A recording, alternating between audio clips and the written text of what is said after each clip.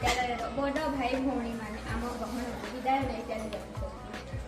मुझे से पथ प्रदर्शक अति स्नेहर बड़ भाई भौणी मानू आज विदायकालीन सभार ये अनुरोध करुण मैंने आम विद्यालय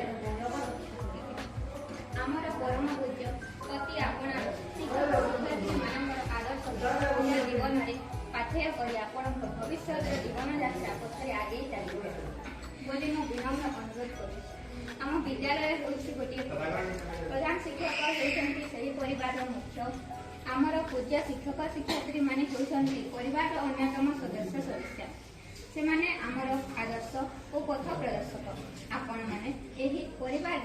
शिक्षा अनुष्ठान रे शिक्षा लाभ कर उज्ज्वल भविष्य करेंगे बोली मोर आशा और विश्वास। आम विद्यालय और शिक्षक शिक्षयित्री आदर्श को निज जीवन में लगेबे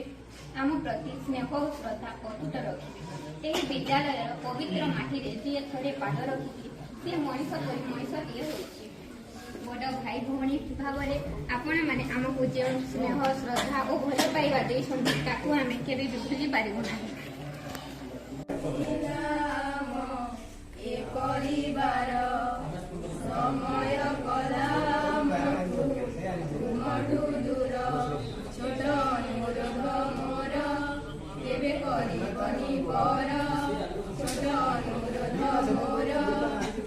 करी बनी पर